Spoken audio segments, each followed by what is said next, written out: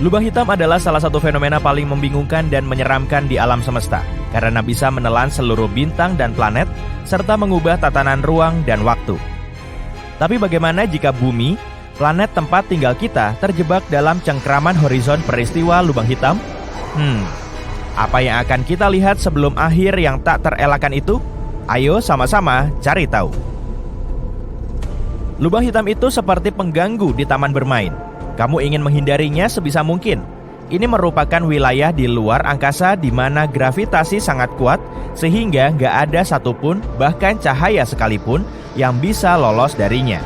Ini seperti kebalikan Houdini.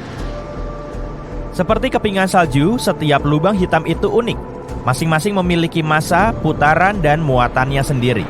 Ukurannya pun berbeda-beda seperti celana jeans, kecil, ramping, biasa, dan besar, atau semacamnya. Pokoknya ada 4 ukuran. Lubang hitam terkecil adalah yang bermassa bintang. Ini terbentuk saat bintang masif kehabisan energi dan mengerut. Lubang hitam ini layaknya Chihuahua di dunia lubang hitam. Ukurannya memang kecil, tapi sangat agresif.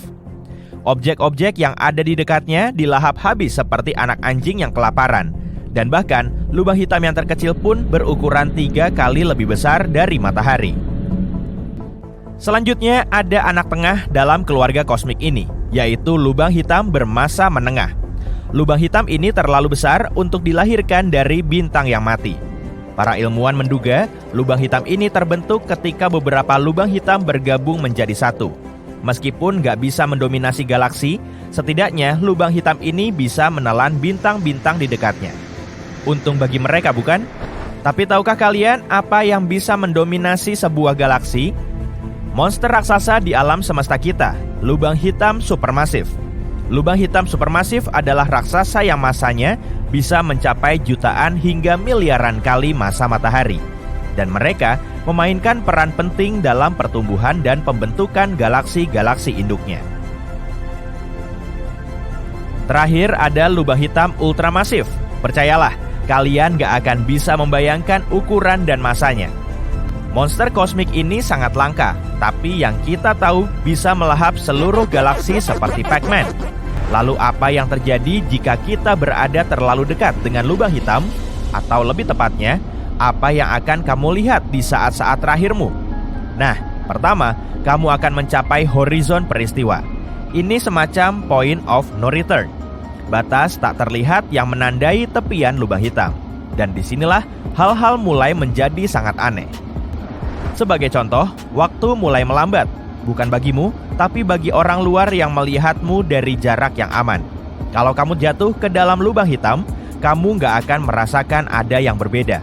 Tapi jika menyaksikan orang lain jatuh ke dalamnya, kamu akan melihat gerakannya melambat dan akhirnya membeku dalam waktu, seperti video yang dijeda. Efek semakin dekat, kamu akan mulai melihat beberapa hal yang sangat menakjubkan. Gravitasi akan membuat cahaya di sekitarmu berbelok dan terdistorsi, menciptakan semacam efek rumah cermin. Kamu bahkan bisa melihat lingkaran cahaya di sekeliling lubang hitam yang dikenal sebagai cincin foton atau semburan partikel berenergi tinggi yang dimuntahkan dari kutub-kutub lubang hitam. Kamu sebenarnya bisa berada cukup dekat dengan lubang hitam tanpa merasakan efek yang berarti. Hanya saja, saat sudah melewati horizon peristiwa, gak ada jalan untuk kembali. Tamatlah sudah. Setelah melewati batas ini, kamu gak akan bisa melihat apapun. Bagi orang yang melihatmu dari luar, akan terlihat seakan kamu menghilang tiba-tiba. Sementara itu, kamu mungkin akan mulai merasa tertarik-tarik, seperti spaghetti. Ini karena gravitasinya sangat kuat hingga menarikmu ke berbagai arah sekaligus. Bahkan ada istilah ilmiah untuk hal ini yang disebut spaghettification. Kita akan bahas linguinifikasi dalam video lain. Sekarang setelah berada di dalam lubang hitam, kamu akan menuju singularitas. Singularitas adalah titik dengan kerapatan tak terbatas di pusatnya, di mana semua materi diremas hingga berukuran satu titik. Ini seperti mencoba memasukkan gajah ke wadah korek api yang kecil, semuanya dipadatkan hingga sekecil mungkin. Artinya, ini saatnya mengucapkan selamat tinggal. Dan kalau semua itu terdengar menakutkan, ada satu fakta menarik lainnya. Lubang hitam bukanlah sesuatu yang langka. Bahkan ada satu di pusat setiap galaksi termasuk Bima Sakti. Jadi, apakah itu berarti kita akan tersedot ke dalamnya? Dan jika iya, bagaimana tepatnya itu akan terjadi? Mari kita bahas. Bayangkan sebuah lubang hitam mendekati tata surya kita. Awalnya, lubang hitam itu hanya tampak seperti titik kecil di kejauhan.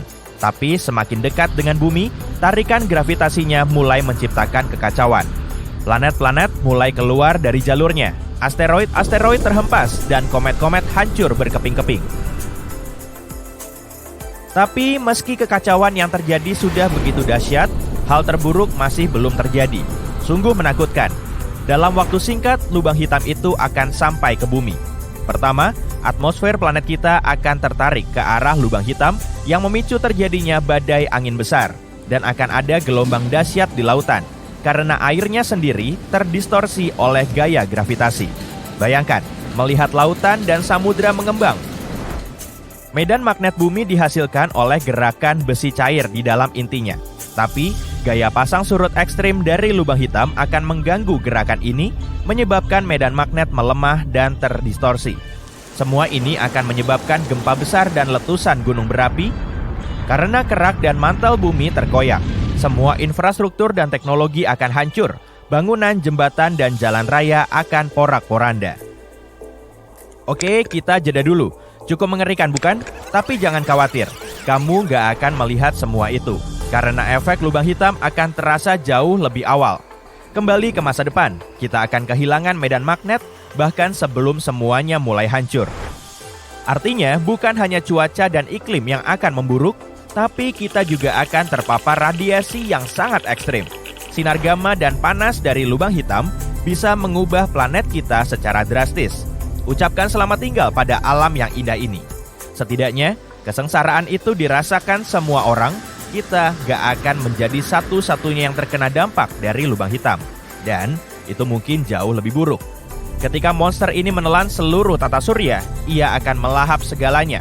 Salah satu dampak langsungnya adalah terganggunya orbit asteroid, komet, dan benda-benda lainnya. Planet-planet akan mulai berubah bentuk dan meregang. Permukaannya memelintir seperti logam cair. Matahari sendiri juga akan terkena dampaknya.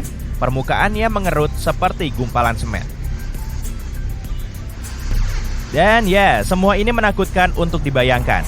Tapi sekarang, ambil napas dan rileks. Karena semua itu nggak akan pernah terjadi. Ini sisi terang, ingat? Peluangmu untuk memenangkan lotre miliaran jauh lebih besar daripada kemungkinan bumi akan tersedot ke dalam lubang hitam. Lubang hitam terdekat dari tata surya kita bernama Gaia BH1. Ditemukan oleh para ilmuwan pada tahun 2022, lubang hitam ini berada di galaksi Bima Sakti, sekitar 1.600 tahun cahaya dari bumi.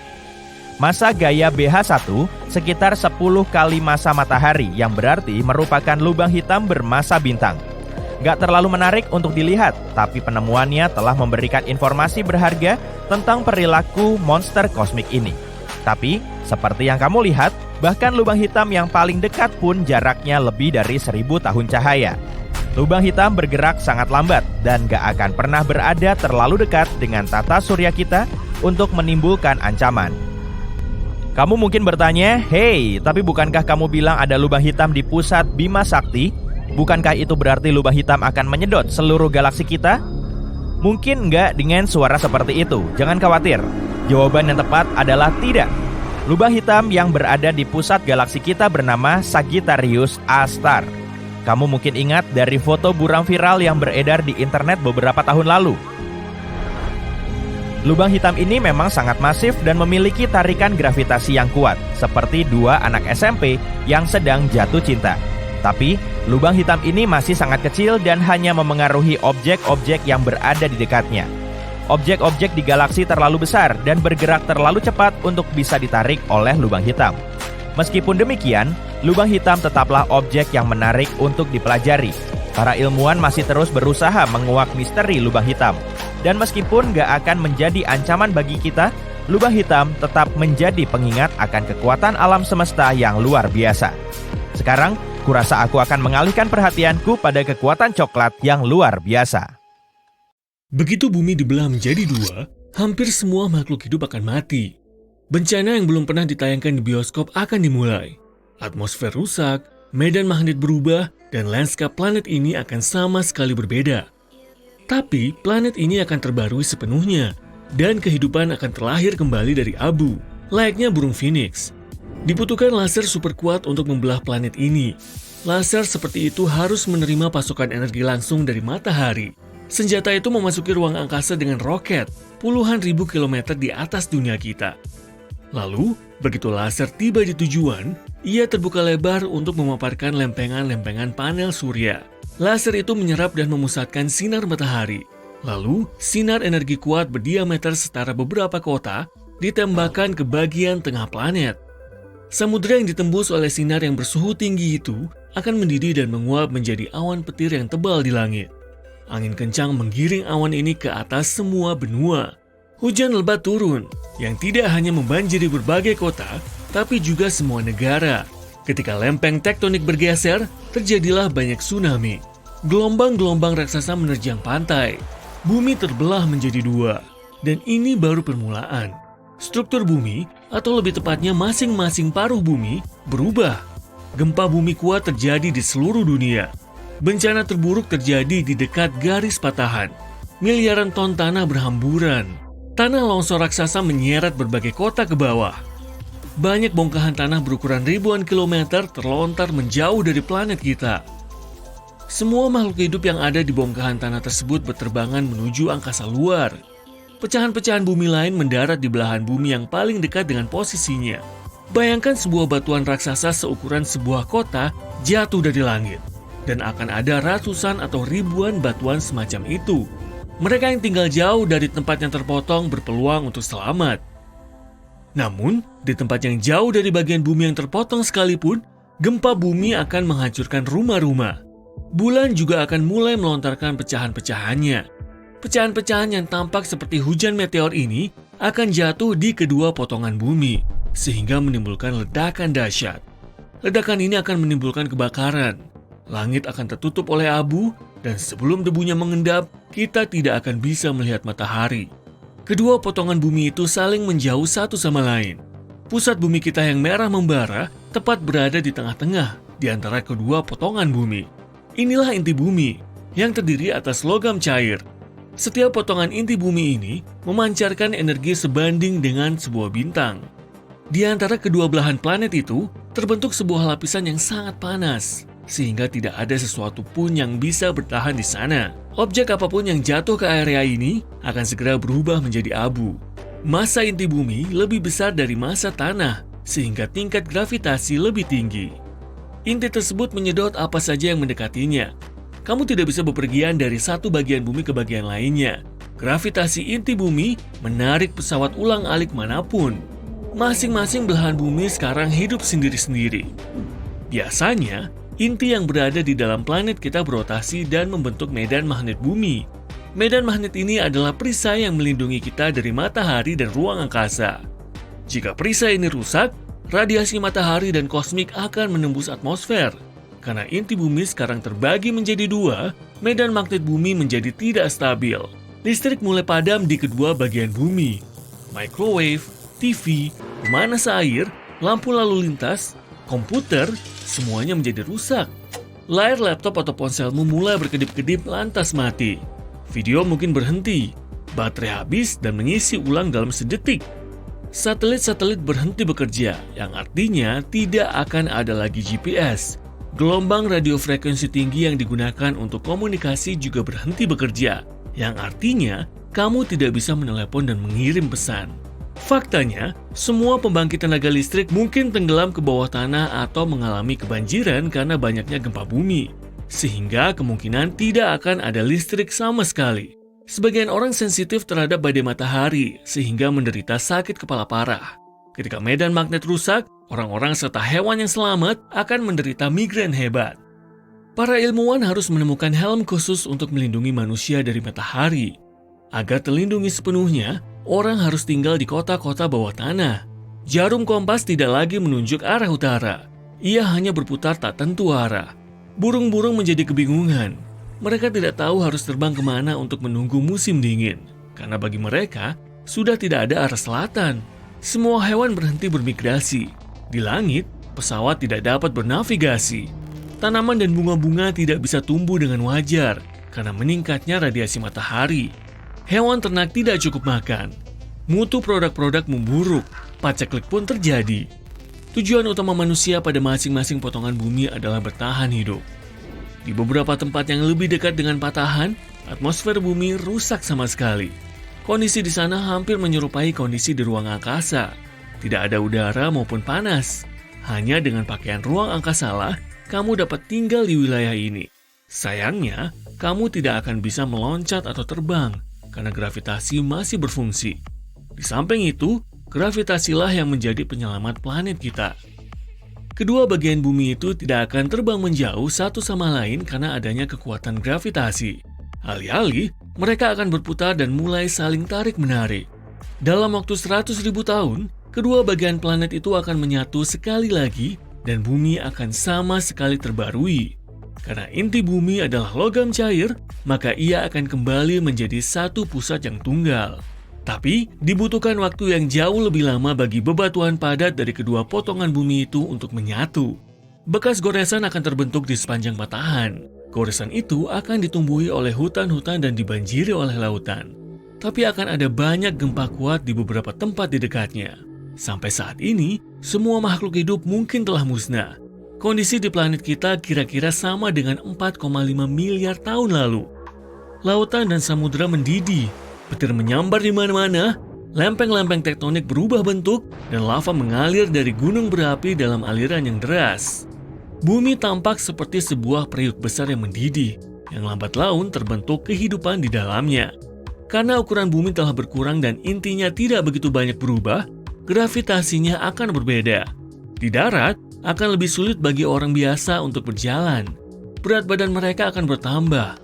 Dalam kondisi seperti itu, kehidupan baru yang tidak dikenal sebelumnya akan tercipta. Sekarang ini, atmosfer dan lautan dunia tercemar, populasi manusia bertambah, dan gletser mencair. Di masa depan, semuanya akan jauh lebih buruk bagi planet kita. Dalam waktu 1000 tahun, ketika manusia telah menguasai perjalanan ke ruang angkasa, mungkin kita memutuskan untuk mengubah tempat tinggal kita. Kita akan mulai mencari planet-planet lain yang menyerupai bumi, dan mungkin kita akan menemukan sesuatu. Tapi tidak ada yang bisa menyamai rumah kita yang pertama, dan manusia memutuskan untuk menyembuhkannya. Mungkin kita akan sampai pada gagasan untuk membagi bumi menjadi 2 dan tinggal di satu bagian. Dan setelah 100.000 tahun, kita bisa kembali ke rumah baru yang sehat. Bagaimana jika seandainya kita membagi planet-planet lain? Karena tidak punya medan magnet, mereka tidak akan begitu terdampak. Misalnya, Venus dan Mars tidak punya lautan, samudra, dan danau-danau. Sebagian ilmuwan berpikir bahwa mereka sama sekali kering karena medan magnet telah hilang dari sana. Ini akan menghancurkan seluruh atmosfer planet-planet itu. Angin matahari bertiup melintasi permukaan mereka dengan kekuatan yang sangat besar sehingga mengeringkan seluruh cairannya. Atmosfer bumi memantulkan angin ini, jadi syukurlah kita aman. Tidak akan ada bencana berarti di planet lain, kecuali gempa. Seperti halnya bumi, kedua bagian dari masing-masing planet itu akan berputar begitu saja sampai mereka menyatu sekali lagi. Oke, jangan kemana-mana. Jika kamu mengumpulkan dan menimbang semua laba-laba di dunia, kamu akan mendapatkan 250 juta ton arachnida. Tunggu, sebelum kamu benar-benar kabur. Sebagai perbandingan, berat Titanic hanyalah 52.000 ton, sementara berat piramida Agung Giza hanyalah 6,5 juta ton. Kamu ada benarnya. Fakta barusan juga tidak membuatku merasa lebih berani. Tapi mari kita lanjutkan. Laba-laba terbesar yang kita ketahui adalah Goliath Amerika Selatan, pemakan burung. Ya, arachnida coklat berbulu yang seukuran anak anjing ini biasanya memiliki rentang kaki sepanjang 30 cm. Tubuhnya seukuran kepalan tangan besar dan beratnya lebih dari 170 gram. Saat bergerak, makhluk ini mengeluarkan suara yang aneh dan menakutkan. Itu adalah bunyi ketukan dari kaki si laba-laba. Ujung kakinya keras dan mengetuk tanah seperti tapak kaki kuda, tapi suaranya tidak senyaring itu. Jika kamu melihat makhluk yang luar biasa ini di hutan hujan dan mendekatinya, kamu mungkin melihatnya menggosokkan kaki belakangnya ke perut. Imutnya, mungkin itulah reaksi pertamamu. Tapi kemudian, kamu akan berteriak kesakitan. Laba-laba ini melindungi dirinya sendiri dengan mengirimkan awan rambut yang memiliki duri berukuran sangat kecil. Jika masuk ke mata dan hidungmu, rasanya akan sangat sakit dan gatal. Rambut-rambut ini juga akan tersangkut di sana selama berjam-jam atau bahkan berhari-hari. Oke, mungkin terdengar risih, tapi bayangkan seperti apa planet kita jika laba-laba berukuran sebesar mobil Jeep. Dunia yang ditempati arachnida raksasa adalah tempat yang gelap dan kelam, juga berbahaya. Kamu tidak boleh lengah sedetik pun. Musuhmu secepat kilat, lapar, dan lihai. Laba-laba berukuran normal memakan 880 ton serangga setiap tahunnya. Tapi di duniamu sekarang, sang monster besar butuh lebih banyak makanan untuk hidup. Laba-laba berkeliaran di planet ini, menelan hampir semua makhluk hidup yang mereka lihat. Jika manusia menyerah dan tidak melawan, bumi akan berubah menjadi tanah tandus tak berpenghuni hanya dalam waktu 1 tahun. Sekitar 6% orang di seluruh dunia mengidap arachnofobia, yaitu ketakutan ekstrem terhadap laba-laba. Tapi jika ukuran makhluk ini jauh lebih besar, jumlah ini akan jauh lebih banyak juga kan? Bayangkan seekor makhluk dengan tinggi lebih dari 1,5 meter, dengan rentang kaki sepanjang 4 meter. Tubuhnya ditutupi rambut yang kasar dan tebal, yang membuatnya terlihat menjijikkan. Tubuhnya terbagi menjadi 2 bagian yang dihubungkan oleh pinggangnya yang ramping di bagian tengah. Rahang besar, taring yang sangat panjang dan tajam, serta 8 mata bulat sebesar bola basket. Tapi apa yang paling menyeramkan? Laba-laba tanpa mata. Mereka tinggal di gua dan tempat gelap lainnya. Jika kamu bertemu makhluk jenis ini, reaksimu tidak akan cukup cepat untuk melarikan diri. Makhluk-makhluk ini mengimbangi kekurangan penglihatan mereka dengan merasakan getaran, ditambah dengan indera penciuman yang menakjubkan. Ketakutan pada laba-laba membuat orang selalu mencari cara baru untuk membasminya. Tertangkap oleh makhluk dengan ukuran berkali-kali lipat dari tubuh manusia adalah mimpi paling buruk semua orang. Salah satu hal paling menakutkan tentang laba-laba adalah cara mereka menghabisi serangga tangkapannya. Sebagian besar predator ini tidak memakan mangsanya bulat-bulat. Mula-mula, mangsanya dijadikan kepompong dalam sutra lalu disuntikan cairan pencernaan laba-laba. Cairan ini melumpuhkan mangsanya dan mencairkan bagian dalam tubuhnya. Seram ya? Lalu sang laba-laba menarik semua yang bisa dimakan ke dalam perutnya melalui rambut yang menutupi mulut dan rahangnya yang seperti capit. Dengan kata lain, begitu laba-laba monster ini menangkapmu, tidak ada cara untuk melarikan diri. Oh, dan jangan lupa jaring laba-laba yang tak kalah menyeramkan. Siapa sih yang wajahnya tidak pernah terkena benang lengket ini setidaknya sekali seumur hidup? Akan tetapi, di dunia barumu, melihat jaring laba-laba tepat pada waktunya berarti kamu punya kesempatan bertahan hidup. Laba-laba berukuran normal bahkan dapat membuat jaring yang menyelimuti pepohonan dan rumah atau membentang di atas sungai sejauh 24 meter. Itulah sebabnya jika monster ini memilih rumahmu sebagai rumah barunya, akan lebih mudah dan lebih aman untuk pindah secepat mungkin. Banyak orang telah menemukan cara untuk membasmi jaring laba-laba raksasa, tapi metodenya bergantung pada spesies mana yang membuatnya. Jika jaring itu milik laba-laba yang lebih aktif pada malam hari, lampu UV yang menggantikan sinar matahari bisa menghancurkannya. Jaring buatan laba-laba yang hidup di daerah kering rentan terhadap cairan, sedangkan jaring yang berasal dari lingkungan yang lembab tidak suka kering, dan seterusnya. Tapi ada masalah lain. Suatu hari kamu mungkin menemukan seekor atau 50 ekor monster besar tinggal di basementmu. Oke, memang kamu akan cenderung menyadari keberadaan makhluk ini sebelum ukurannya jadi begitu besar karena suaranya yang terlalu berisik. Laba-laba tidak melahirkan anak-anaknya, tapi membuat kantong telur yang bisa menampung ratusan telur. Jika kantong ini entah bagaimana ada di rumahmu, kamu punya masalah besar. Dalam beberapa minggu, telur-telur ini akan menetas menjadi bayi laba-laba. Setelah itu, butuh waktu 2 minggu sampai 1 tahun agar para bayi ini menjadi laba-laba dewasa. Omong-omong, orang pun akhirnya menemukan cara untuk memanfaatkan jaring laba-laba. Sutra yang dihasilkan sangatlah ringan untuk laba-laba berukuran normal. Selai sutra yang cukup panjang untuk mengelilingi bumi bobotnya hanya sekitar 510 gram. Kalau dari laba-laba yang berukurannya puluhan kali lebih besar, tentu benang sutranya akan lebih berat dan juga jauh lebih kuat. Benangnya dapat menahan suhu ekstrem dari minus 40 derajat Celcius hingga 221 derajat Celcius. Orang juga jadi tahu cara mengumpulkan sutra laba-laba. Mereka menggunakan bahan ini untuk membuat tali yang sangat kuat. Hampir semua kain di dunia terbuat dari benang laba-laba. Pakaian tahan aus dan ringan, sabuk pengaman dan parasut, botol dan cangkir, benang dan perban bedah, panel bebas karat pada mobil dan perahu, ligamen dan tendon buatan. Semuanya berasal dari laba-laba. Tapi mungkin keunggulan terbaiknya adalah bahan ini bisa terurai secara alami. Bumi menjadi tempat yang jauh lebih bersih sejak orang menggunakan bahan ini.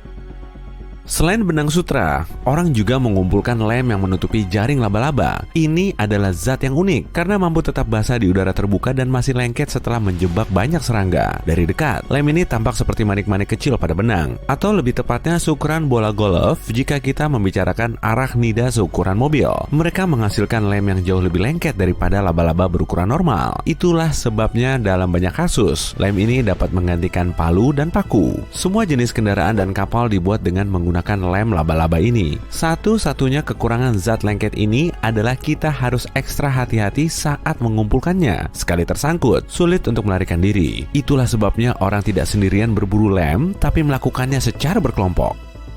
Tapi meski tak sengaja terjebak pada jaring laba-laba, kamu masih bisa selamat jika kamu cukup cepat. Ngengat dan kupu-kupu memiliki lapisan sisik khusus di sayapnya. Mereka bisa melepaskan lapisan ini jika tertangkap. Gunakan saja trik berikut ini. Buka pakaianmu lalu lari menyelamatkan diri. Tapi kenapa laba-laba tidak terjerat di jaringnya sendiri? Mereka dapat memintal sutra yang lengket dan tidak lengket. Mereka hanya perlu menghindari jaring yang lengket. Selain itu, mereka punya cakar khusus yang dapat digerakkan pada kakinya. Cakar ini mencengkram dan melepas jaring sutra saat bergerak. Selain itu, kaki laba-laba ditutupi oleh ribuan rambut. Saat berjalan, bulu-bulu ini menciptakan titik-titik sentuhan yang tak terhitung jumlahnya antara si laba-laba dan permukaan jaring. Itulah sebabnya kamu bisa melihat laba-laba raksasa bertengger di atap rumah atau memanjat gedung pencakar langit.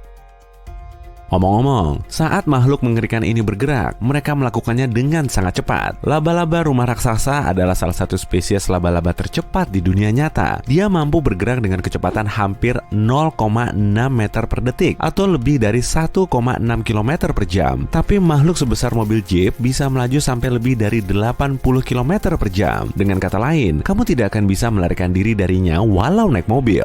Di dunia laba-laba raksasa, orang harus memasang ribuan lampu. Jaring laba-laba yang tebal dan besar ada di mana-mana. Jaring ini muncul sepanjang malam dan menutupi area yang luas, membuat siang hari menjadi gelap. Pepohonan dan konstruksi yang tidak terlalu kuat sering roboh karena menahan berat jaring sutra laba-laba.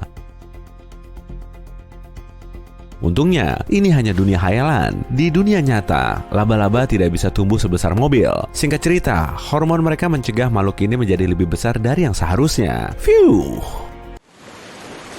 Bayangkan, dinding air setinggi 10 lantai dengan puncak putih berbusa menghantam pantai. Itu yang kita bayangkan saat kita memikirkan tsunami. Tapi apakah itu tepat? Dan jika tepat, kenapa peselancar pemberani tidak menungganginya? Itu adalah ombak besar yang sangat menggoda untuk dikejar. Takut ketinggian, atau kecepatannya, atau karena mereka memilih hidup, tidak ingin langsung menabrak gedung saat ombak itu tiba di pantai dan membanjiri jalan. Tapi mereka seharusnya pemberani. Dan keren sekali kan jika kamu dengan pipi berkelepak tertiup angin dapat menunggangi tsunami langsung ke lantai 10 apartemenmu. Tapi jangan lupa buka jendela saat kamu keluar ya. Tidak, serius. Dari mana orang dapat ide menunggangi tsunami? Aku tahu, pasti dari film. Film-film bencana yang menggambarkan tsunami sebagai ombak dahsyat itu. Mereka seperti memotong ombak itu dari film peselancar seru saat cuaca cerah, menempelkannya ke film mereka sendiri, dan memperbesar gambarnya. Jangan lupa juga filter abu-abu biru itu. Ini dia, blockbuster bencana tsunami pun siap. Para pembuat film memang sering mengabaikan detailnya. Kenyataannya, perbedaan antara tsunami dan ombak selancar sama besarnya dengan ombak di film yang menghancurkan gedung pencakar langit itu. Kamu bisa menunggangi ombak besar, asalkan jenisnya tepat. Dan jenis ombak yang bisa dipakai berselancar itu bahkan mungkin lebih besar lagi dari tsunami. Beberapa peselancar menungganginya setiap tahun, tapi aku akan membahasnya nanti. Jadi, apa perbedaan antara jenis ombak yang tepat ini dengan tsunami? Dalam selancar, setiap ombak memiliki wajah atau dinding. Itulah tempat turun terbaik yang dicari setiap peselancar. Seperti menuruni bukit dengan papan seluncur salju. Tapi kamu tidak terikat di papan.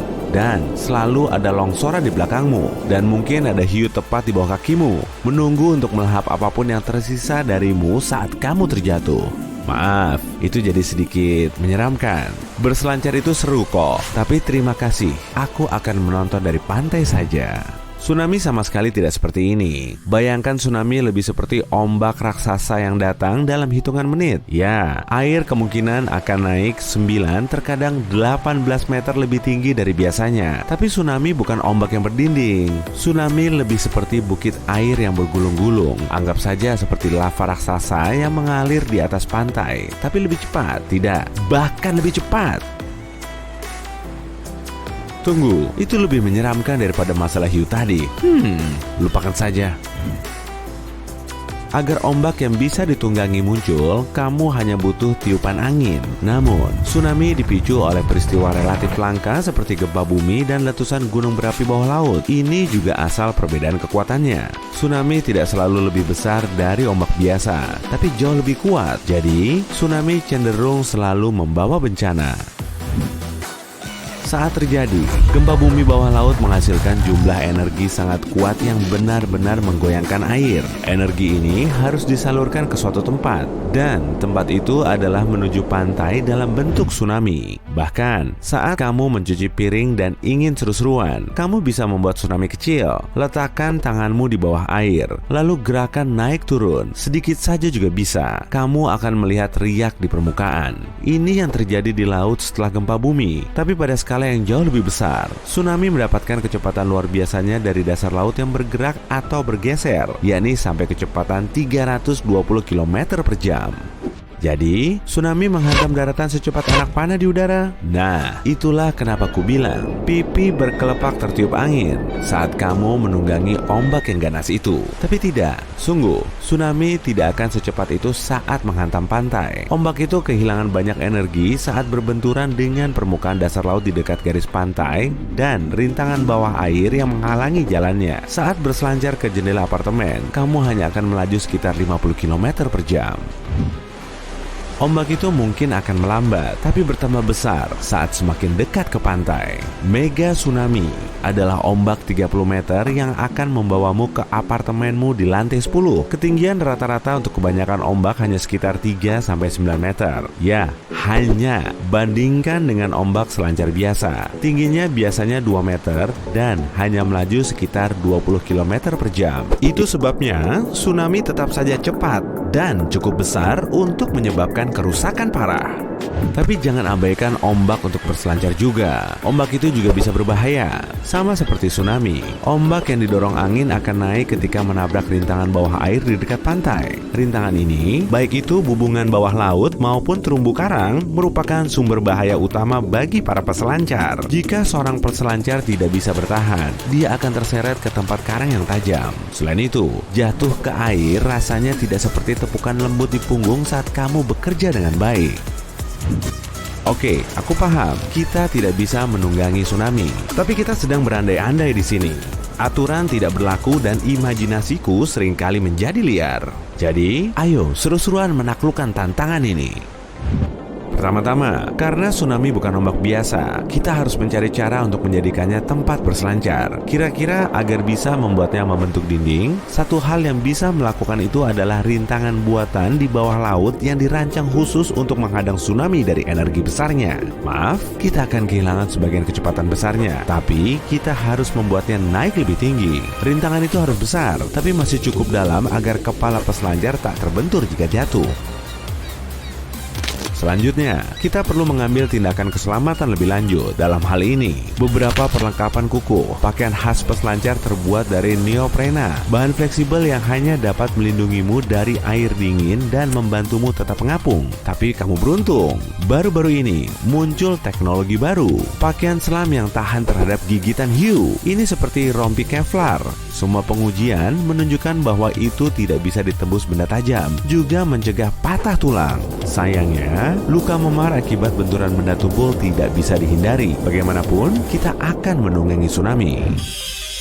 Dan terakhir, papannya. Jika menunggangi ombak selancar normal merupakan tantangan biasa bagi keseimbanganmu, bertahan di papan saat menunggangi tsunami mungkin mustahil. Ingat, berandai-andai. Oke, mari kita berikan stabilisator di papan itu. Nah, sekarang kamu siap. Kamu sudah siap kan? Jangan mundur. Ayo, orang-orang pernah kok melakukan ini. Mereka melakukannya di Nazare, Portugal. Tentu saja bukan menunggangi tsunami, tapi peselancar ombak besar profesional pergi ke sana setiap tahun untuk menantang ombak besar Nazare. Dan tsunami 9 meter yang akan kamu tunggangi ini sangat kecil dibandingkan dengan ombak terbesar yang pernah ditunggangi manusia. Tinggi ombak itu 24 meter, lebih dari 2 kali tinggi tiang telepon. Peselancar profesional Brazil, Rodrigo Cossa, memecahkan rekor ini pada tahun 2017. Maya Gabeira memecahkan rekor putri dengan menaklukkan ombak 20 meter pada 2018. Dan kurasa itu bukan batasannya karena ombak di Nazare bisa mencapai 30 meter. Alasan ombak di Nazare sangat besar terletak jauh di bawah permukaan laut. Tempat ini memiliki salah satu ngarai bawah laut terbesar di Eropa. Panjangnya 230 km dengan kedalaman 5 km di dasar laut yang mendorong jumlah masif energi seismik untuk menghasilkan ombak besar saat menghantam pantai. Ngarainya sendiri membuat ombak 3 kali lipat lebih tinggi di sini. Tapi ada juga arus kuat dan angin kencang di daerah ini. Jadi, itu seperti badai sempurna untuk para peselancar yang suka tantangan sesungguhnya. Senin pagi, dering alarm menyapamu. Samar-samar kamu ingat sudah memencet tombol snooze. Mungkin sudah berulang kali. Oke, kamu harus bangun. Matamu membuka sedikit dan dengan pandangan kabur, kamu lihat jam sudah menunjuk 5:30. Hah? Jam 5:30? Kamu terperanjat dan langsung melompat dari tempat tidur. Kantukmu seketika lenyap, sengatan listrik seolah menjalari otakmu. Jam 9 teng, kamu harus mulai kerja. Pasti bakal telat. Tapi kalau buru-buru, bisalah sampai kantor sebelum jam makan siang. Tentu saja anak-anak masih tidur, keenamnya. Meski pikiranmu semrawut, kamu berusaha setenang mungkin mengambil pakaian sedapatnya dari lemari, mengenakannya, lalu menyelinap keluar apartemen. Di depan lift, terlihat kerumunan orang yang masih mengantuk. 8 kabin pun nyaris tidak cukup untuk menampung mereka setiap pagi. Jadi, kamu mengantre dan menunggu. Pintu kedua lift terbuka, di dalamnya sudah setengah penuh. Lift itu kemudian mengangkut sekitar 1/4 kerumunan yang berdiri di depan. Kamu harus menunggu 10 menitan untuk bisa masuk ke lift yang bergerak turun dari lantai 42. Kasian juga ya mereka yang ada di lantai bawahnya, karena harus menunggu lebih lama. Jam 6 pas, kamu sudah ada di luar apartemen, lalu bergegas pergi sambil menerobos kerumunan. Seperti biasa, jam-jam segini, jalanan di dekat situ macet parah. Para pejalan kaki membludak dan kamu harus bergerak pelan. Sekitar sejam kemudian, kamu sampai di stasiun kereta bawah tanah. Saatnya mengantre untuk masuk ke kereta. Harus menunggu 40 menitan lagi. Ini pun masih lebih cepat daripada jalan kaki atau naik mobil menuju kantor. Untuk naik kereta, kamu harus menunggu giliran. Keretanya memang datang tiap 5 menit, tapi calon penumpangnya sangat banyak. Jadi percuma saja kalau mau ngotot masuk. Kamu baru bisa masuk kereta 20 menit kemudian. Dan parahnya lagi, ujung jasmu terjepit pintu kereta. Tubuhmu tergencet ke pintu karena penumpang lain saling berjejalan. Di perhentian berikutnya, kamu harus keluar kereta agar mereka bisa turun. Tapi saat mau masuk lagi, kamu terdorong oleh kerumunan orang yang merangsek masuk. Keretanya sudah penuh. Aduh, pintunya sudah ditutup, jadi kamu menunggu 5 menit lagi, berdesak-desakan dengan orang-orang yang terlihat panik. Saat kereta lain tiba, kamu berusaha merangsek masuk. Dan berhasil. Perjalanan panjang telah menantimu. Kamu harus menghadapi siksaan serupa di 4 perhentian selanjutnya. Sesampainya di stasiun tujuan, kamu sudah kelelahan. Ternyata sudah jam 9.20. Ya, seperti dugaanmu, kamu telat ke kantor dan masih dalam perjalanan. Di pusat kota, mereka yang telat sepertimu bahkan lebih banyak. Oke, tarik nafas dalam-dalam. Semuanya bisa kamu lalui kok. Banyak orang berjalan ke berbagai penjuru dan kamu harus mendorong mereka agar memberi jalan yang malah memperlambat gerakmu. Kalau jalanannya tidak begitu ramai, kamu cuma perlu waktu 15 menit untuk sampai di tujuan. Tapi karena kekacauan ini, waktumu terbuang hingga sejam penuh untuk berebut jalan. Akhirnya, pada jam 10:30, kamu sampai di pintu masuk kantormu, Demos Inc. Meski gedung Demos Inc. termasuk yang terbesar di kotamu, antrean di ke-6 liftnya tetap saja mengular.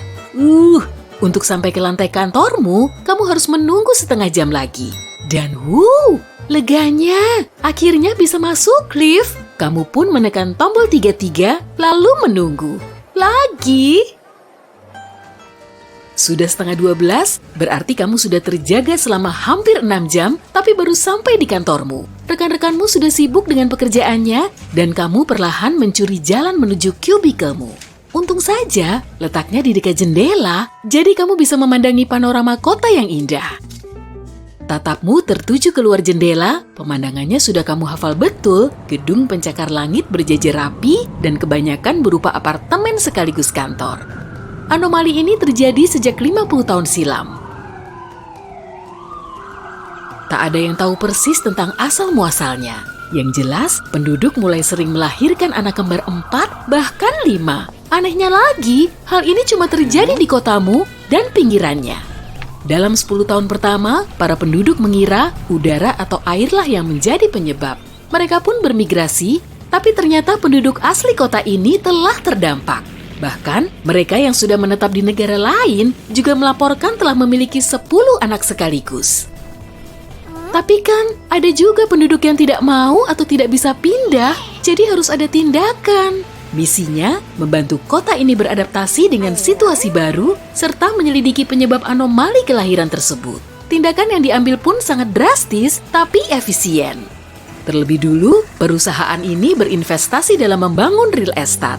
Keluarga besar perlu hunian luas agar nyaman ditinggali. Maka, dibangunlah blok apartemen baru. Ruangannya lebih banyak, dan interiornya lebih lapang. Mereka dibujuk agar menjual tempat tinggal lamanya sehingga bisa menghuni tempat baru ini. Kebanyakan dari mereka puas menerimanya. Tapi ada juga kekurangannya. Penduduk yang tidak mau segera pindah akan terkepung oleh tempat konstruksi raksasa ini. Lambat laun, mereka tidak tahan dengan suara berisik dan debu sehingga bersedia menjual tempat tinggalnya. Seluruh kota mulai berubah. Gedung lama dihancurkan agar gedung baru yang lebih tinggi dan lebih besar bisa dibangun. Jalanannya diperlebar agar kendaraan bisa bebas bergerak, usaha-usaha baru juga mulai dibuka untuk menyediakan pekerjaan dan jasa pada ribuan penduduk baru. Tapi itu saja belum cukup. Pertumbuhan penduduk berjalan lebih cepat dari pembangunan kota. Ribuan orang pergi, tapi jutaan lainnya tetap tinggal. Langkah inisiatif untuk membatasi kelahiran ditentang keras dengan protes besar-besaran sehingga dibatalkan. Akibatnya, meski punya ratusan gedung pencakar langit, kota ini masih terlalu padat. Areanya sudah berkembang pesat sejak awal anomali dan sekarang telah menjadi kota nomor wahid di dunia dari segi jumlah penduduknya dan luas areanya. Kondisi kerja juga makin terpuruk. Para pencari kerja lebih sering memburu pekerjaan yang bisa dilakukan dari rumah karena alasan kemacetan parah. Ada juga yang telah mendapat kerja di gedung apartemennya sendiri atau milik tetangga.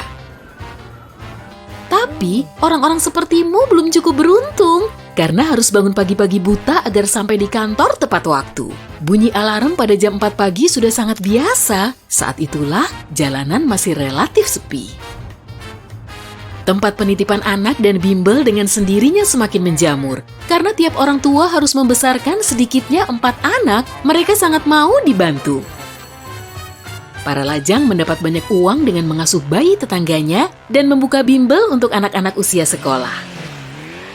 Oh ya, pembangunan sekolah juga berjalan sangat pesat, tapi rupanya belum cukup untuk menampung semua anak. Para orang tua mendaftarkan anak mereka bertahun-tahun lebih awal agar si buah hati bisa mengenyam pendidikan dasar. Sektor hiburan juga terpuruk, banyak restoran, bioskop, dan taman hiburan telah dibuka di dalam hingga di pinggiran kota, tapi sulit sekali memesan meja dan membeli tiket. Karena populasi di kotamu tumbuh 10 kali lipat, kamu harus merencanakan liburan akhir pekan setidaknya 2 minggu sebelumnya. Piknik ke pedesaan pun sudah jadi petualangan tersendiri. Pertama, kamu harus keluar kota, kemudian mencari tempat yang jarang dikunjungi oleh pecinta alam sepertimu. Kalau sudah selesai, kamu kembali pulang. Biasanya, para pengunjung singgah di desa selama 2 hari karena perjalanannya saja perlu waktu 3 jam plus 3 jam untuk pulang. Kamu terlalu asik memikirkan piknik sampai tidak tahu saat rekan kerjamu mendekat. Jantungmu mau copot saat dia menyentuh bahumu. Dia tersenyum sambil meminta maaf. Di tangannya terdapat map. Matanya mengikuti arah pandangmu, kemudian dia menaruh map itu di atas meja sambil membukanya.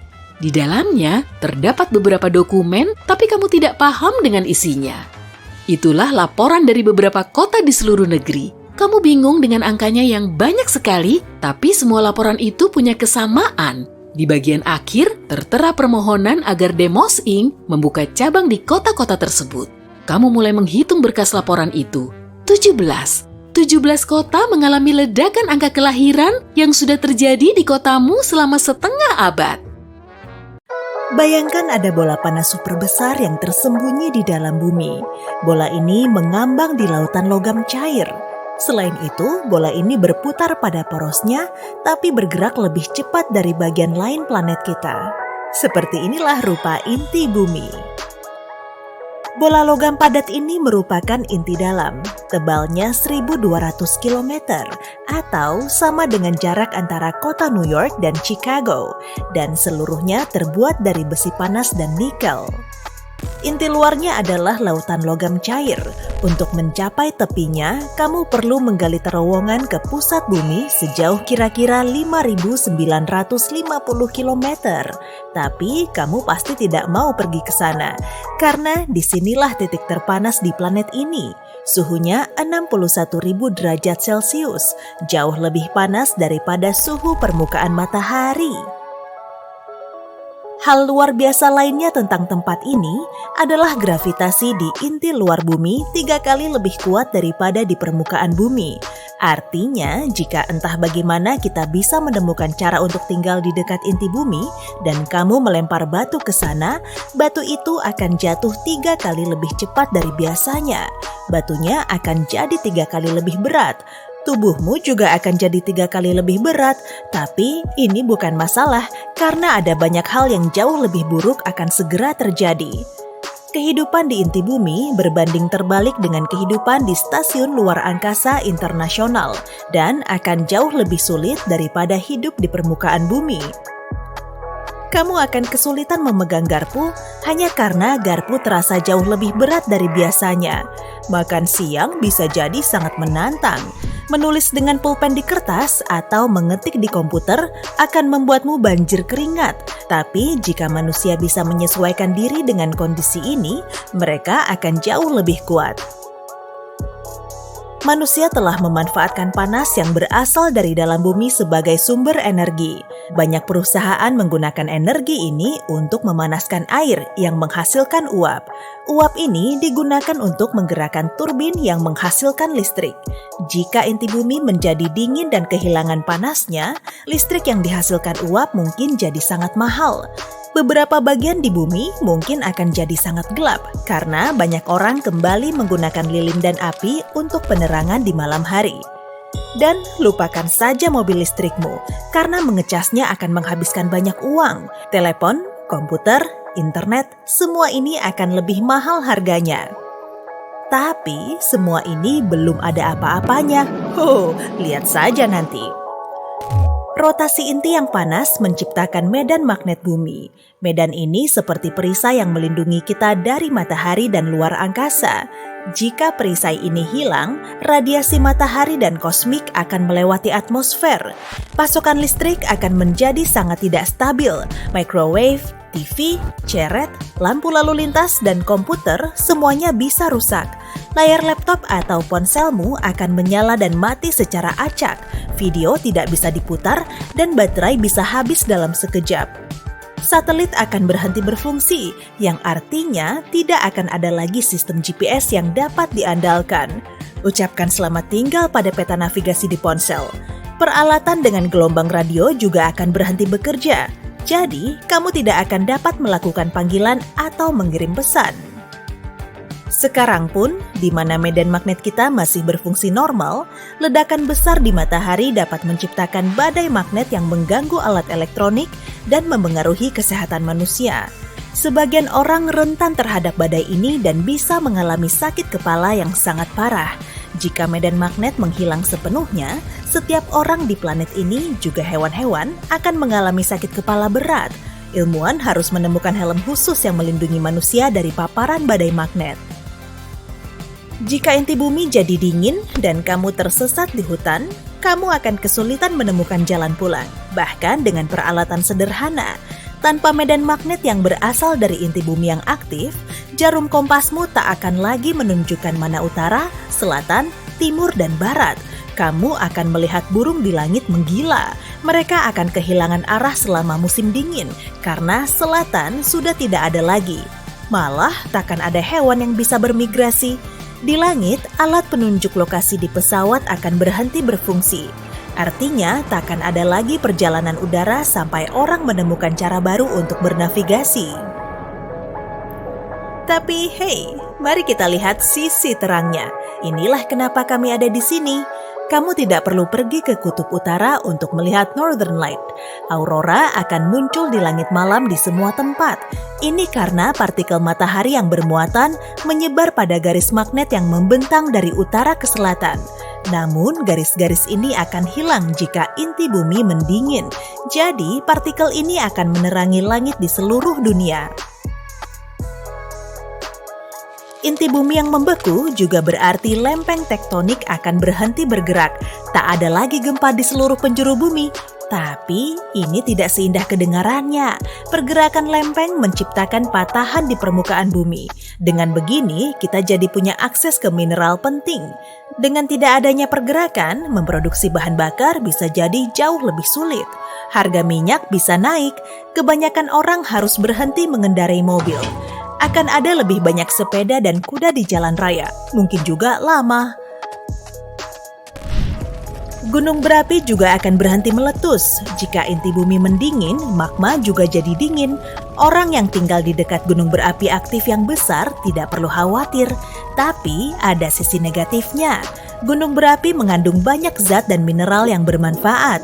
Tanah di sekitar gunung berapi sangatlah subur sehingga sangat bagus untuk pertanian. Jika demikian, lebih banyak orang harus makan makanan yang dibuat secara artifisial.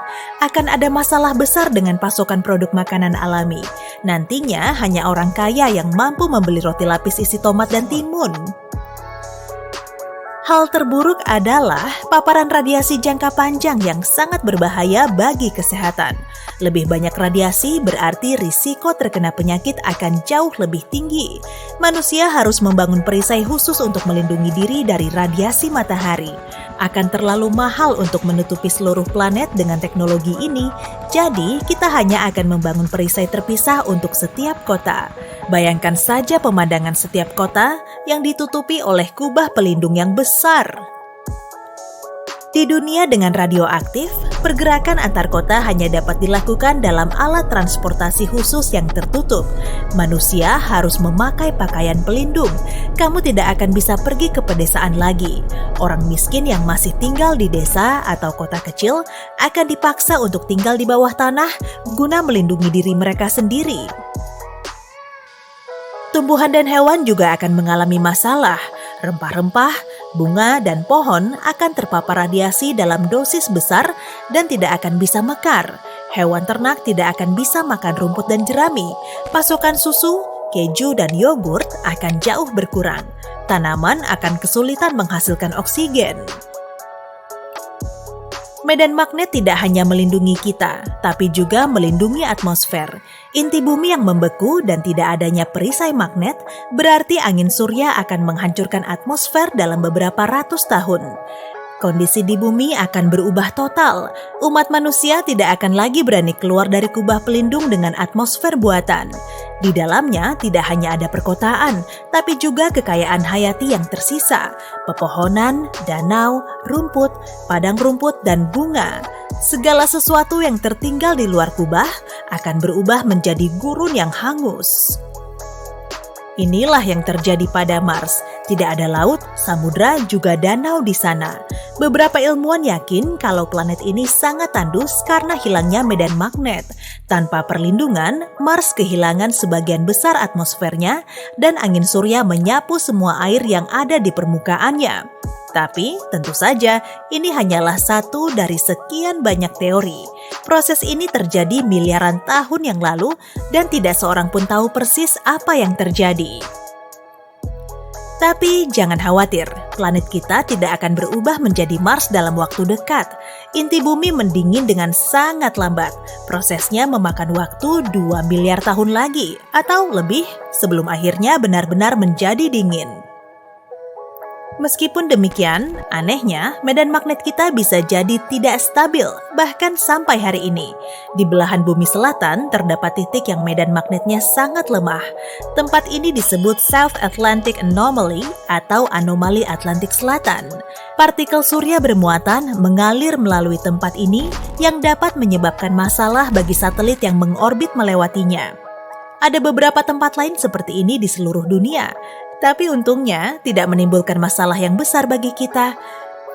Lega deh. Wah, mantap! Kamu sedang menjelajahi ruang angkasa. Saat ini kamu berada di atas pesawat yang besarnya 3 kali luas Central Park di kota New York. Ada ribut-ribut apa tuh? Oh, tenang aja, nggak ada serangan alien kok. Di hari spesial ini, tepatnya pada tanggal 22 Januari 2700, kamu baru saja lahir di luar atmosfer bumi. Syukurlah kamu telah lahir dengan selamat. Sejumlah tim medis sibuk menangani prosesnya, lengkap dengan perangkat futuristis yang membantu semuanya. Dari kaca bulat pesawat antariksa terlihat hamparan ruang angkasa yang mengundang decak kagum.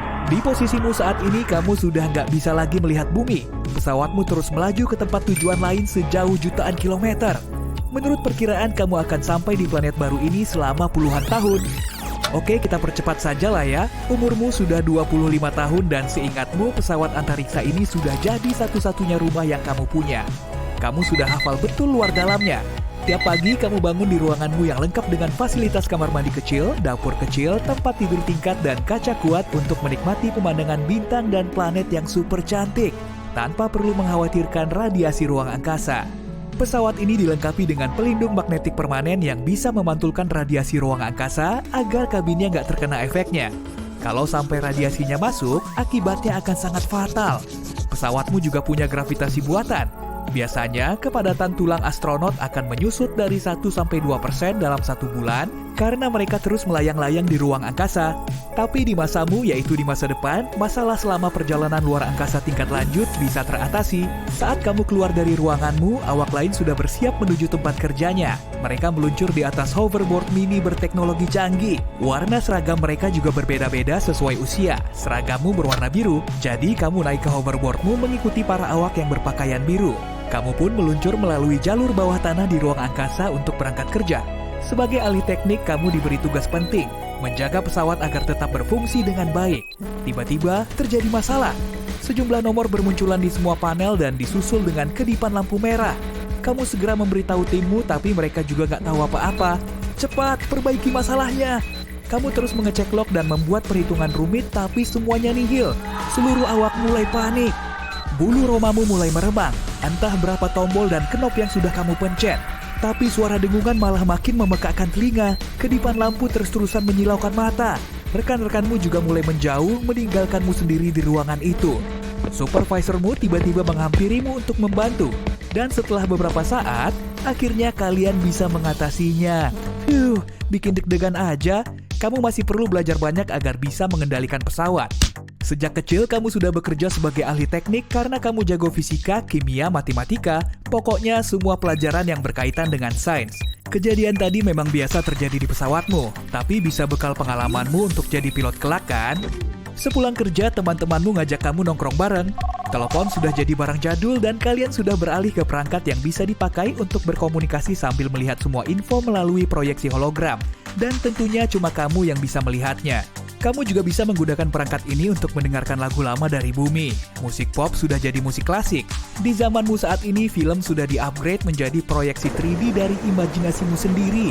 Kamu pun keluar dari jalur bawah tanah menuju plaza ruang angkasa. Disitulah para awak pesawat menghabiskan waktu senggangnya untuk nongkrong. Ada kafe, restoran, tempat cukur, dan juga kedai es krim. Kamu juga nggak pernah nongkrong di tempat lain? Sebetulnya pesawat ruang angkasamu sudah menjadi kota kecil yang dilengkapi dengan semua aspek penting di dalam masyarakat, termasuk biosfer hewan dan tumbuhan dari berbagai wilayah di bumi. Hutan tropis mini, gurun mini, hutan hujan mini, dan sebagainya. Para biolog ingin menyehatkan semua awak sehingga mereka bisa merasakan sensasi tinggal di rumah sendiri. Ya, meskipun kamu sendiri belum pernah menginjakan kaki di bumi sih, kakimu terus melangkah di tengah sabana liar. Ada gazelle berlarian tuh. Terlihat juga sekawanan wildebeest dan sekelompok singa yang mencari mangsa. Di dalam hutan, hawanya terasa lembab, daun lebat dan semak belukar terlihat di sana-sini. Sejumlah gorila berlarian dengan kerabatnya. Oh, ada katak pohon juga. Dari atas pohon, jaguar mengintai mangsanya, lalu turun untuk minum. Di gurun kering, banyak unta berkeliaran. Ular derik kecil mencari tempat sembunyi dari terik matahari, dan kalajengking raksasa merayap di atas pasir. Selama 25 tahun ini kamu sudah banyak belajar biologi. Dan anehnya, meski sudah tahu banyak soal bumi, kamu belum pernah datang langsung ke sana. Setelah mengikuti tur habitat alam, kamu mendengar pengumuman dari kapten. Beberapa jam lagi kita akan tiba di planet baru. Waktu tempuhnya lebih cepat dari perkiraan. Semua awak mohon segera ambil posisi mendarat. Mereka pun bergegas menuju ruangannya, kecuali anggota awak utama yang harus mengemudikan pesawat. Kamu mengencangkan sabuk pengaman di atas tempat tidur singkatmu yang telah berubah menjadi kursi. Saat menatap keluar jendela, matamu mendeteksi titik biru di kejauhan. Ukurannya terus membesar dan wujudnya sangat mirip dengan bumi. Waktu tempuhnya nggak terlalu lama kok. Cuma 25 tahun. Jadi penasaran deh, seperti apa ya kehidupan di sana? Kehidupanmu di ruang angkasa akan segera berakhir. Lalu kamu mulai mengingat-ingatnya lagi. Rasanya seperti tinggal di kutub selatan. Segelintir komunitas saintis menempati bagian selatan planet itu. Selama musim dingin hingga musim panas, mereka melakukan berbagai riset terkait iklim, geologi, meteorologi, dan astronomi. Kehidupan mereka pasti sangat mirip dengan kita yang tinggal di luar angkasa sini. Mereka punya bunker, lab science, dan ruang hiburan untuk berolahraga dan mendengarkan musik. Kondisi alam di planet yang kamu tuju nggak sama dengan di bumi. Pepohonan tropis menjulang tinggi melebihi gedung pencakar langit yang paling tinggi. Lautannya sangat ganas, badai terus melanda selama bertahun-tahun. Pesawatmu segera mendarat dan pendaratannya berjalan dengan mulus. Oke, saatnya menjelajahi planet baru. Setelah melepaskan sabuk pengaman, kamu segera keluar pesawat untuk menyaksikan planet baru ini dari dekat. Tanahnya terasa aneh dan baru. Hawanya sangat lembab dan anginnya terasa hangat. Kamu telah mendarat di bagian tropis planet ini. Menurut para peneliti, bagian ini sangat cocok dijadikan sebagai permukiman baru. Semua itu pasti nggak akan mudah. Manusia biasa mendirikan permukiman baru di dekat danau dan sungai. Begitupun dengan bangsa Mesopotamia, Mesir kuno, Aztek, dan masih banyak lagi. Mereka mulai merintis permukiman kecil hingga berkembang menjadi peradaban besar yang berfungsi penuh. Dengan berdagang dan berekspedisi, mereka bisa memajukan teknologi, mempelajari bahasa baru, dan membuat resep masakan lezat. Wah, kok tiba-tiba jadi pengen makan pasta dan sushi ya? Para ilmuwan berpendapat, penampilan kita akan berubah kalau kita terlahir di ruang angkasa. Dalam ribuan generasi, kepala manusia kemungkinan akan lebih besar. Siapa tahu aja kan? Yang jelas, kita nggak bisa bikin simulasinya di bumi. Warna kulit kita juga mungkin akan berbeda karena di ruang angkasa sana kita perlu lebih banyak melamin, yaitu pigmen yang melindungi kita dari radiasi matahari. Semakin mendekati matahari atau objek panas lain, kulit kita akan jadi coklat gelap, ungu, abu-abu, atau bahkan hijau. Untuk mencari tahu jawabannya, kita perlu menunggu sampai berjuta-juta tahun. Tanpa gravitasi, manusia juga harus membiasakan diri dengan tulang yang kurang padat sama seperti burung, maka kemungkinan kita akan lebih lemah dari manusia purba di bumi. Sejumlah anggota tubuh kita juga mungkin akan terlihat aneh. Gravitasi berperan penting dalam menjaga keseimbangan tubuh kita dan untuk bertahan hidup, manusia perlu bergerak. Tanpa gravitasi, kemungkinan kita akan punya exoskeleton untuk berjalan, berlari, atau sekedar buang sampah. Hal seperti ini nggak akan terjadi dalam waktu dekat kok. Para peneliti masih mencari tahu cara membawa manusia ke dunia baru ini. Sederhananya, luar angkasa diperkirakan berada 100 km di atas permukaan laut dari daratan. Di luar itu, berbagai kemungkinan bisa saja terjadi. Hey, selamat datang di Bumi 2050. Kamu hidup di dunia setelah pergeseran suhu besar pada tahun 2020. Siang hari sangatlah panas di sini, sementara malamnya sangat dingin. Manusia memang selalu bergantung pada lingkungan, tapi kini mereka lebih rentan daripada sebelumnya. Baik bahan bakar, uang, maupun logam mulia, semua kehilangan nilainya di dunia yang harga esnya lebih mahal daripada emas pada siang hari. Dan kamu bisa menukar gadget keluaran terbaru dengan selimut listrik pada malam hari. Kamu tidak tahu seperti apa dunia zaman dulu karena kamu lahir di era iklim baru. Kamu beruntung bisa dapat pekerjaan yang bagus setelah lulus kuliah. Perusahaan tempatmu bekerja menjual air minum dalam kemasan. Saat suhu luar ruangan pada siang hari mencapai 38 derajat, air dalam kemasan laku keras di seluruh dunia. Bisnis deodoran juga berkembang pesat. Orang-orang bisa menghabiskan 2 botol dalam seminggu. Kamu bangun pukul 6:30 saat udara masih dingin. Matahari terbit setengah jam lagi. Dan pergeseran suhu akan segera dimulai. Ada jarak setengah jam antara pukul 7 dan setengah 8 yang suhunya lumayan sedang. Seperti pagi hari biasa di masa lalu. Sisa harinya, dari pukul setengah 8 pagi sampai setengah 8 malam, kamu seperti hidup dalam oven. Sementara pukul setengah 8 sampai 8 malam, mungkin seperti musim gugur di masa lalu. Setelahnya, suhu di bawah 40 derajat. Ini adalah hari yang penting. Kamu mungkin naik jabatan. Setelah menarik napas panjang dan menyelipkan kaki ke sandal, kamu berjalan ke kamar mandi, seolah bergerak otomatis sesuai rutinitas sehari-hari. Kamu memutar keran wastafel sampai mentok. Ini adalah kebiasaan lama yang diajarkan orang tuamu agar pipa tidak membeku. Meski sistem keranmu dibungkus dengan pita pemanas dan diisolasi, kamu lebih memilih menuruti orang tuamu. Kamu pun siap dengan celana pendek biasa, sandal, dan kaos oblong. Pakaian berteknologi termal yang bisa menyesuaikan suhu siang dan malam sudah ada di pasaran. Tapi uangmu belum cukup. Mungkin kalau naik jabatan hari ini, kamu baru bisa membeli pakaian yang efisien dan nyaman. Anehnya, kamu bisa membedakan status orang lain hanya dengan melihatnya, sama seperti di masa lalu. Thermal mania, berjalan dengan berbusung dada dalam balutan pakaian berteknologi mereka. Sementara kamu dan ransel mania lainnya membawa pakaian lebih untuk dipakai di kantor dan malam yang dingin. Kamu bawa payung kan? Memang tidak begitu ampuh melawan panas, tapi setidaknya matahari tidak langsung membakar kulitmu. Topi, deodoran, SPF, semua wajib di siang hari. Nah, untuk sorenya, sarung tangan ada. Persiapan, jaket, ada yang mengirim pesan dari bosmu. Hari ini, kamu jadi datang lebih cepat untuk persiapan presentasi, kan? Kamu membalasnya dan langsung ke dapur untuk sarapan. Kopi menjadi barang mewah. Sama halnya dengan buah dan sayuran, kecuali kamu menanamnya sendiri. Tapi rumah kaca buatanmu agak minim. Hanya ada tomat, jagung, melon, dan selada. Rumah kacamu masih dingin dan tahan panas seperti model pada umumnya. Tapi kamu perlu membuat yang lebih besar. Wah, waktumu mepet. Banyak kerjaan menanti. Kamu mengambil apel, sebotol air, ransel, dan bergegas keluar. Biasanya, kamu berangkat pukul 7:04, butuh 15 menit perjalanan ke kantormu. Lumayan untuk ngadem di jalan. Tapi hari ini, kamu keluar tak lama setelah matahari terbit.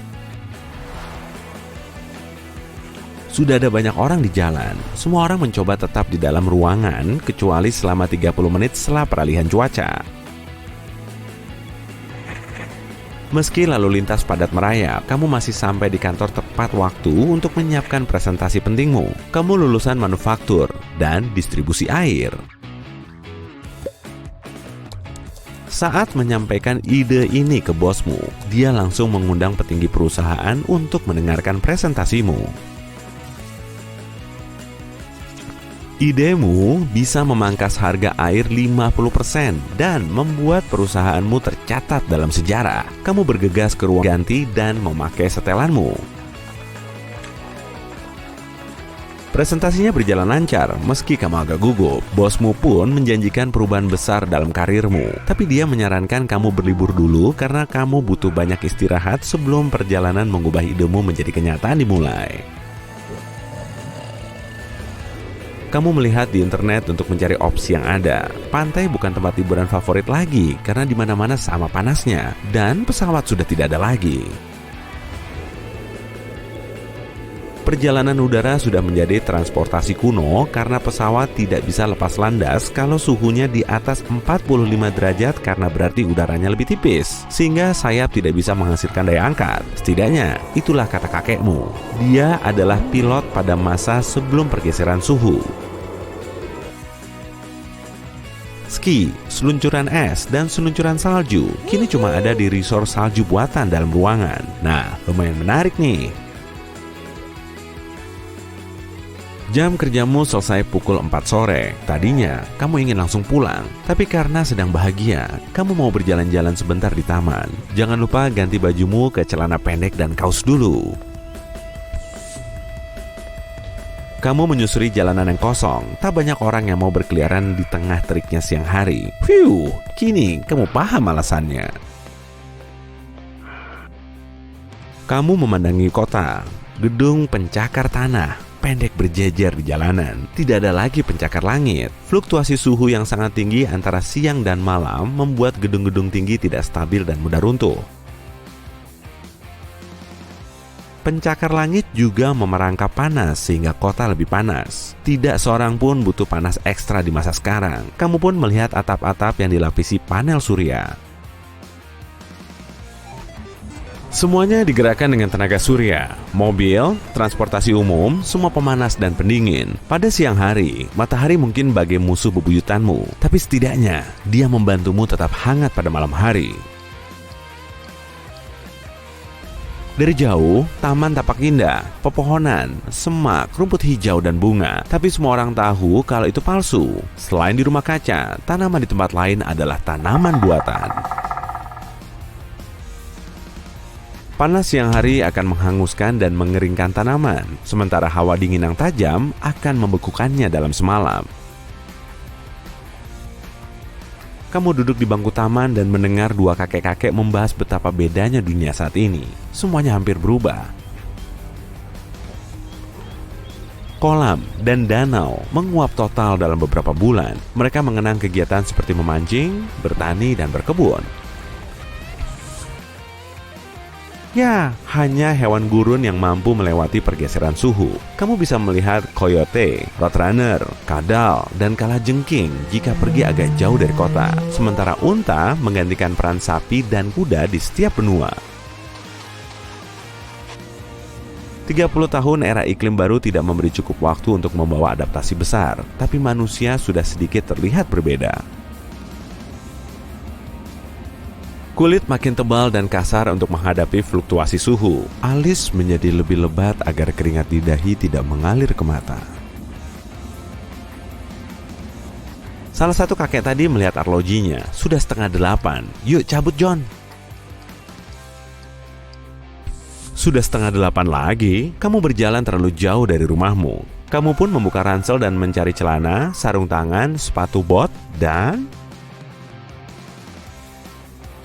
Di mana jaket hangatmu? Kamu terus merogoh, rasa panik bertumbuh di dadamu. Semua barang kamu keluarkan dari ransel, sambil berharap jaketmu terselip di dasar ransel. Neil, kamu pun mulai merinding. Takut? Yap, tapi juga karena suhu sudah mendingin. Kamu melempar semua barang kembali ke ransel dan segera berlari pulang. 7:40. Kamu pasti telat, setidaknya berlari membuatmu tetap hangat. 7:50, tidak ada bus, mobil, atau apapun. Semua orang sudah di dalam rumah. 7:55. Kamu tahu apa yang akan terjadi kalau masih di luar pukul 8? Saat suhu mencapai minus 40 derajat dan kamu masih mengenakan pakaian tipis, dalam 5 menit, hipotermia pasti menyerang.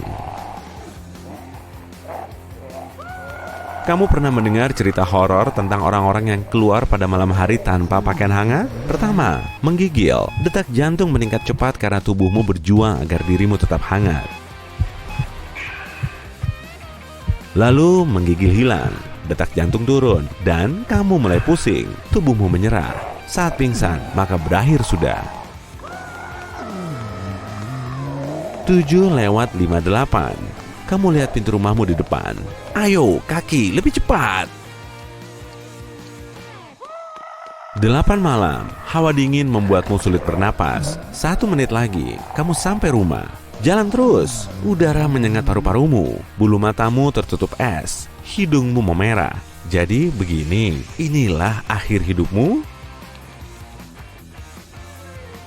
8:01, kamu menerobos pintu depan dan terkulai ke lantai. Berhasil. Kamu membuka mata dan barang pertama yang kamu lihat adalah jaket hangat yang tergantung manis di belakang kursi mejamu. Kamu pun tak kuasa menahan tawa karena kecerobohan ini.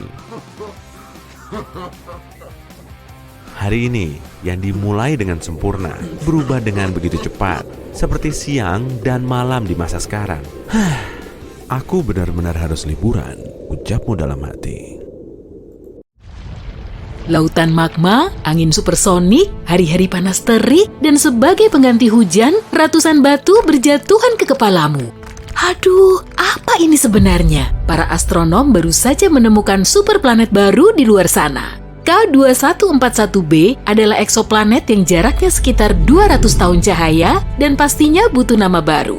Eksoplanet hanyalah istilah keren untuk menamai planet yang mengitari bintangnya sendiri di tata surya lain. Sama seperti bumi yang mengitari matahari, planet ini juga sedang mengitari mataharinya sendiri. Lantas, kenapa K2 angka-angka B ini begitu menakutkan? Coba bayangkan planet bumi biru kecil kita yang indah. Sekarang bayangkan semua gunung berapinya tiba-tiba meletus bersamaan. Dan lava menutupi samudra serta lautan. Badai api yang ribuan kali lebih cepat dibanding badai biasa muncul di mana-mana tanpa henti sepanjang hari. Dan hujan bebatuan sesekali mengikuti. Bebatuan tepat di atas kepalamu. Tapi semoga bukan ke kepalamu. Planet menyeramkan ini baru kita kenal sekitar 2 tahun lalu. Jadi ilmuwan masih mempelajarinya. Lantas, seperti apa hari-hari di sana? Sebagai permulaan, kamu tidak bisa bernapas di sini. Oksigen sepertinya ogah mampir ke planet ini. Kamu harus terbiasa dengan sodium, silikon monoksida, dan silikon dioksida. Yang artinya, seperti dugaanmu, berbahaya, dan itu baru di permukaan. Entah bahan kimia apa lagi yang ada di sana. Dan jangan lupa, ada lautan magma. Sejauh mata memandang, permukaan planet ini diselimuti magma cair. Planet lava ini mengorbit sangat dekat dengan bintangnya sehingga permukaannya seperti api unggun. Planet terdekat dari matahari kita adalah Merkurius dan Venus. Tapi planet yang kita bahas bahkan masih lebih dekat. Anehnya lagi, separuh planet ini selalu memandangi langit siang, sementara separuhnya lagi selalu malam. Planet ini mengalami penguncian pasang surut sama seperti bulan kita. Selama apapun kamu menatapnya, sisi lainnya takkan terlihat. Oleh karena itu, sisi yang tidak pernah malam selalu panas membara dan diluapi dengan lautan magma. Sementara sisi lainnya terus membeku. Kalau kamu kebal dari magma, kamu masih punya masalah besar dan tolong jangan melihat ke atas. Sebab ada hujan batu. Di bumi, air menguap, naik, berubah menjadi awan, mendingin, dan jatuh sebagai hujan. Di sini, di planet bola api, siklusnya persis sama, kecuali, yang jatuh batu. Begitu panasnya planet ini, bebatuan pun sampai menguap. Oh, dan jangan lupa angin supersonik dengan kecepatan hingga 5.000 km per jam di sana. Bayangkan topimu tertiup dan lepas dengan kecepatan 5 kali lebih cepat dibanding pesawat terbang. Angin terkuat di bumi adalah topan tropis Olivia yang pernah melanda Australia. Olivia bertiup secepat 400 km per jam. Agar dapat gambaran, tambahkan saja 12 kali lipat.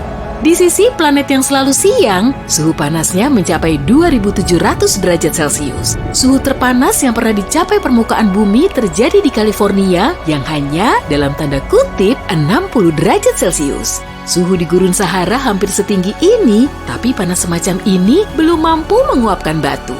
Jika tumbuh besar di dekat gurun, kamu pasti tahu betapa kering dan panasnya gurun pasir. Tapi apa kamu tahu bahwa gurun bisa mencapai suhu beku?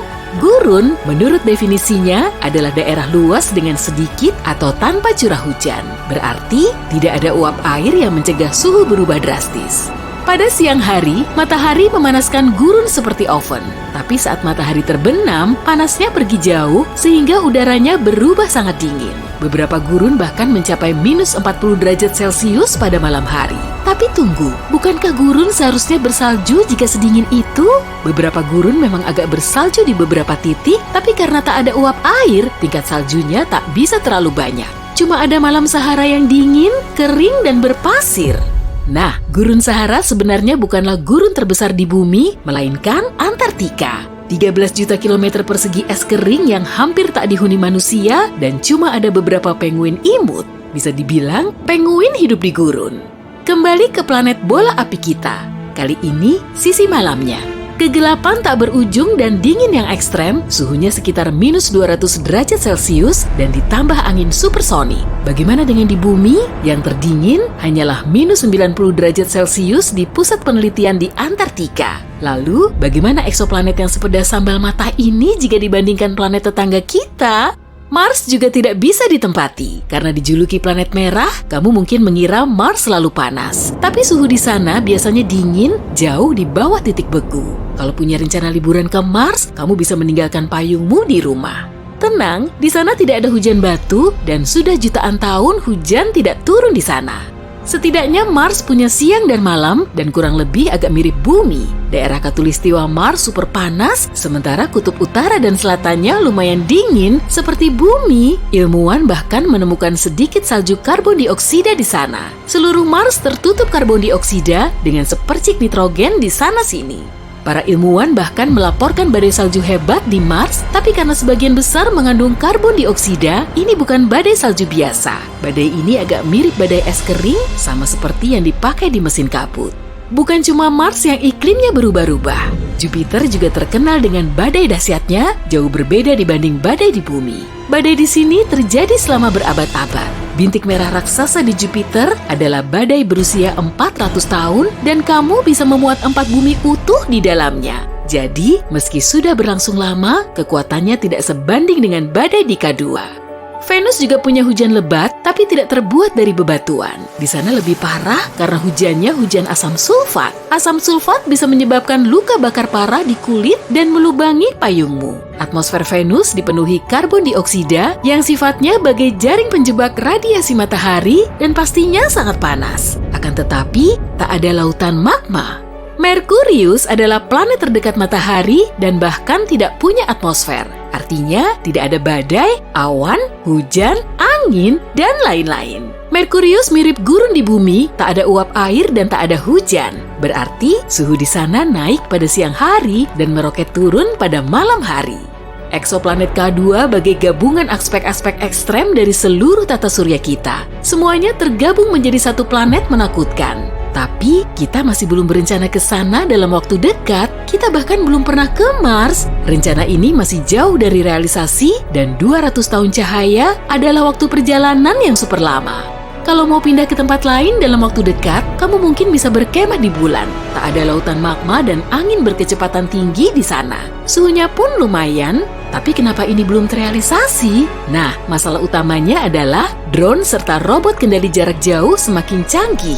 Jauh lebih murah mengirim alat seperti itu untuk memetakan bulan, sementara kita bisa duduk nyaman di bumi. Kalaupun ingin memulai perjalanan ke luar angkasa sungguhan, kita butuh pangkalan luar angkasa yang tepat. Dan tempat terbaik untuk mendirikannya adalah bulan kecil kita yang indah. Pertanyaannya, kenapa kita repot-repot mempelajari planet-planet jauh? Apa gunanya? Jawabannya, planet sama seperti manusia. Usianya berbeda-beda dan tinggal di tempat berbeda pula. Makin banyak yang kita pelajari, makin jauh kita bisa memahami kenapa ada kehidupan alias kita di bumi dan bukan di planet lain sejauh ini. Saat melihat planet baru yang gila, ide-ide baru yang gila muncul di benak kita yang akhirnya bisa berubah menjadi penemuan luar biasa untuk membuat hidup kita lebih mudah. Pergi keluar angkasa saja sudah memberi kita berjuta-juta ide baru. Lensa anti gores, peralatan pemadam kebakaran, sistem penyaringan air, headset wireless, behel transparan, penyedot debu kecil yang kamu pakai untuk membersihkan remah keripik di antara bantal sofa, semuanya diciptakan agar astronot bekerja lebih efektif di luar angkasa. Dan kini, mereka membuat hidup kita setiap harinya jauh lebih mudah. Mungkin kita akan menemukan sumber energi baru suatu hari nanti berkat planet atau bintang di kejauhan, atau kita mungkin menemukan senyawa baru yang bisa mendirikan bangunan lebih kuat dan hemat energi.